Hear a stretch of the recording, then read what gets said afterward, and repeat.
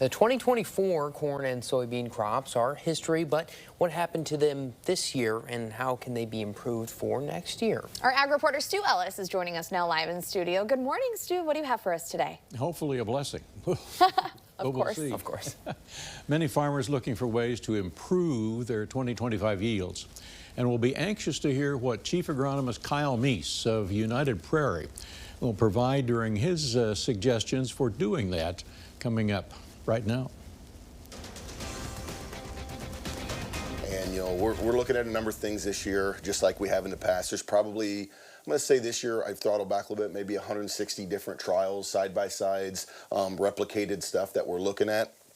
But I'll be honest and transparent, there's some data that I had to pull out this year. There's too much noise in it. That water and too much of it, it impeded some of the emergence. It impeded just what the true data should have shown in the end. So when I pulled it out of the research farm, I was fortunate enough, I took it out to a larger scale field, some on my own operation, looking at different stuff. Anything from something as simple at the beginning of the season as, you know, talc graphite replacements and look at that stuff to, we've kind of dove deep into the biological arena. And I know that's a hot button word throughout the industry right now, and everybody and their brother's got a new biological, but for me and United Prairie, it's just really trying to understand it's not a one-year process. And what I mean by that is, you know, so much of our research over the years has been, does this product work in year one on the research farm? Well, then can I take it out on a large scale basis in year two? In year three, can we go to market with it?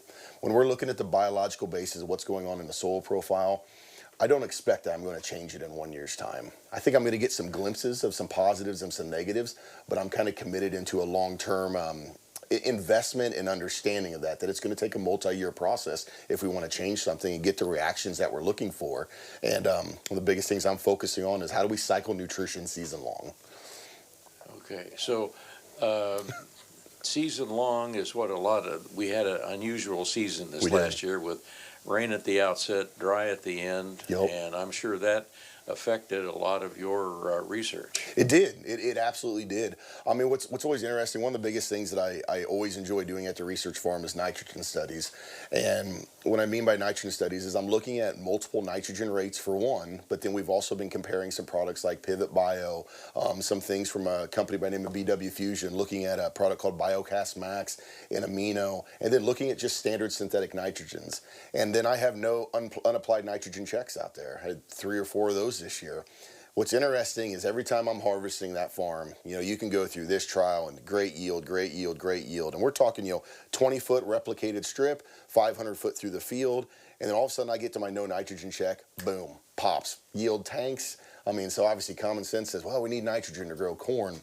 What's interesting is just always how much corn we actually can grow in our soils in East Central Illinois without nitrogen. I had ranges from 120 to 180 bushel acre corn and no nitrogen checks. Mark your calendar and tell United Prairie that you want to register for their winter meeting coming up on January 9th at the I Hotel. Begins at 8 o'clock that morning. They want you to pre-register either by calling 217-485-6000 or scan that QR code, and do that by Christmas week, so there'll be an extra lunch plate just for you.